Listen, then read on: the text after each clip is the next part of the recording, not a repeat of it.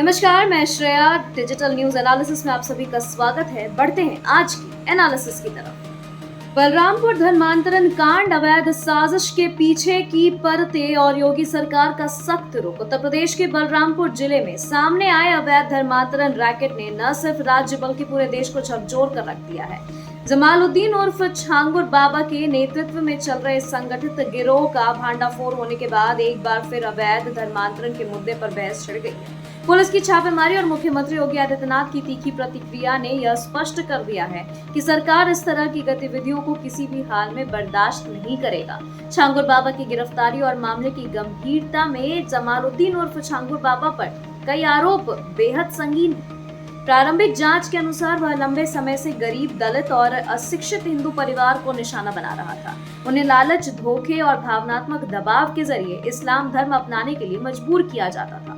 Police को ऐसे कई सबूत मिले जो दर्शाते हैं कि धर्म परिवर्तन की इस प्रक्रिया में महिलाओं और युवतियों का यौन शोषण और मानसिक उत्पीड़न भी किया जाता था।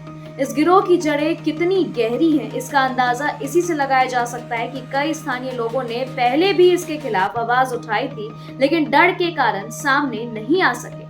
वहीं आजमगढ़ की जनसभा में उन्होंने स्पष्ट शब्दों में कहा कि जो हिंदू बहन बेटियों की इज्जत से खिलवाड़ कर समाज को तोड़ने की साजिश रचते हैं, उन्हें किसी भी कीमत पर बख्शा नहीं जाएगा। यह बयान सिर्फ राजनीतिक प्रतिक्रिया नहीं बल्कि शासन के स्तर पर कार्रवाई का संकेत है। मुख्यमंत्री ने अधिकारियों को निर्देश दिए हैं कि प्रदेश भर में इस तरह के गिरोहों की पहचान कर उन पर तत्काल और कठोर कार्रवाई की जाए। उन्होंने यह भी दोहराया कि सरकार कमजोर वर्गों को विकास की मुख्यधारा से जोड़ने के लिए प्रतिबद्ध है ताकि वे ऐसे छलावे और प्रलोभनों से बच सके। सामाजिक प्रभाव और बढ़ती चिंता में आपको बता दें कि बलरामपुर की यह घटना सिर्फ एक आपराधिक मामला ही नहीं है, बल्कि समाज के ताने बाने पर हमला है। अवैध धर्मांतरण न सिर्फ धार्मिक स्वतंत्रता का उल्लंघन है बल्कि सामाजिक अस्थिरता का कारण भी बन सकता है।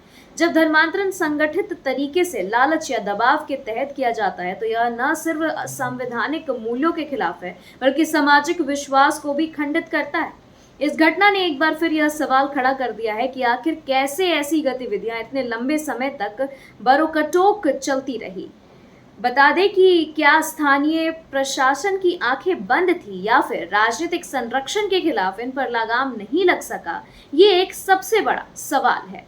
बलरामपुर कांड से यह साफ है कि अवैध धर्मांतरण एक संगठित साजिश के तहत किया जा रहा था जो अब कानून के शिकंजे में। मुख्यमंत्री योगी आदित्यनाथ के सख्त रुख और प्रशासन की तत्परता से यह संदेश जरूर गया है कि ऐसी राष्ट्र विरोधी गतिविधियों को अब बर्दाश्त नहीं किया जाएगा। इस पूरे घटनाक्रम ने राज्य और देश में धर्मांतरण पर गहराई से सोचने को मजबूर कर दिया है। आने वाले दिनों में यह देखना अहम होगा कि इस गिरोह से और कौन कौन जुड़े हैं और क्या पूरा प्रदेश में इसी तरह के और रैकेट सक्रिय हैं।